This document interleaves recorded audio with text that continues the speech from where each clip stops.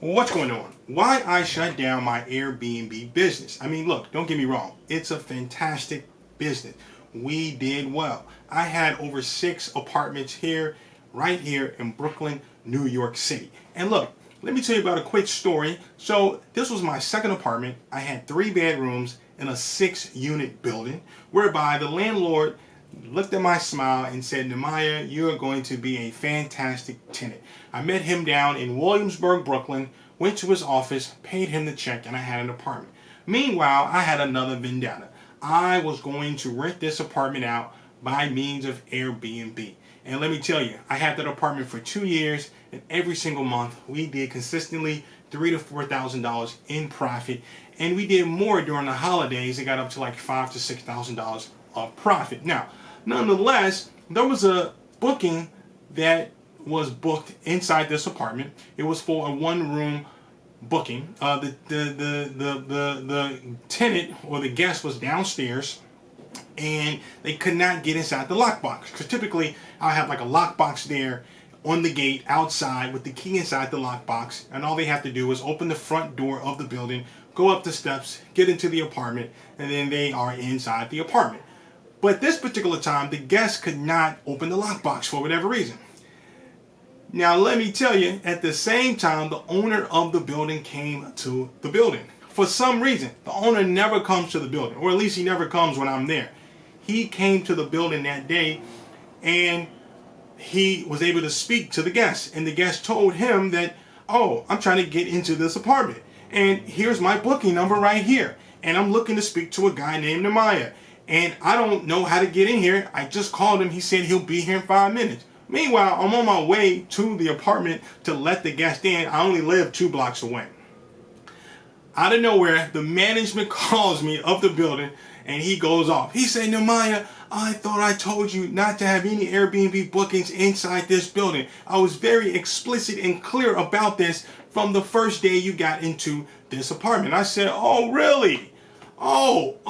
I played stupid." Then he said, "You know what, Nehemiah, I have proof." The guest sent him a screenshot of the booking to his phone. So I was caught red-handed.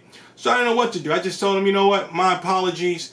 I ended up letting the guest upstairs. I saw the owner there, and actually it was the owner's father. So the owner had passed away, unfortunately, at this time, but the owner's father was there, I guess, checking on the building. And I told him I apologize, and luckily it was at the end of my lease, so I just said, "You know what, we can call it a spade. I'll just pay for the last month," and then I got out of there. But I had the apartment for 2 years, and I did well for all those 2 years. Now, what's the moral of the story here? Well, the first thing you got to do is just subscribe to the channel to get wonderful content just like this coming at you every single week. But the moral of the story here is, number one, is that you have to make sure that the booking for Airbnb is legal in that particular city, town, or state. And if it is, then continue to do so. Continue to get apartments. Continue to use Airbnb as a vehicle to rent out bookings if there's a demand there. I mean, if there's a demand for people that want to live in that particular community, then by all means, do Airbnb. However, if it's not, then you cannot do Airbnb in that particular town. I mean, you can still try to do it, and you can attempt to do it like how I did it, but before, when I did it, the rules were a little hazy. Now in Brooklyn, New York City, it's very clear you cannot do Airbnb at all. They'll take Airbnb itself would take the booking down if you're doing it in Brooklyn, from what I know. Now there is a loophole to get around that in Brooklyn. I believe it's if you own the townhouse, or if you own that property and you live inside one of the apartments, then you could rent out one of the apartments by means of Airbnb. But the way I was doing it is, it was a 6-unit building, so other people were living in there from all over the place. And I rented out one apartment for myself, and I technically was renting out that apartment to other people. However, if you live in a town that doesn't require these types of rules, then you can do Airbnb. So that's the name of the game. If you could do it, do it. If you can't do it, then don't do it, because you're going to waste a lot of time, money, and resources, because you got to buy beds, you got to take photos, you got to set up the booking properly, you have to wash covers and sheets, and you're going to do this over 3 to 6 to 9, 12 months.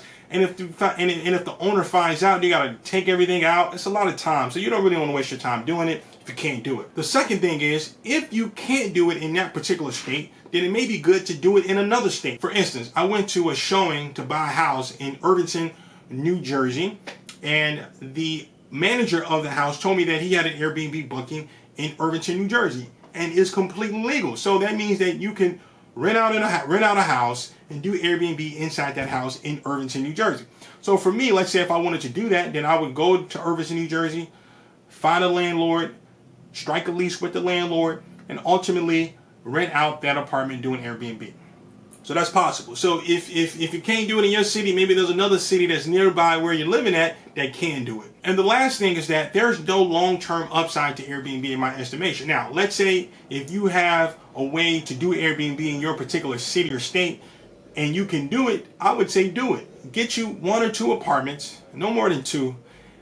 Rent them out, make your money, because I was making anywhere from $3,000 to $5,000 per apartment, and I had 6 of them, so I was making bank, okay?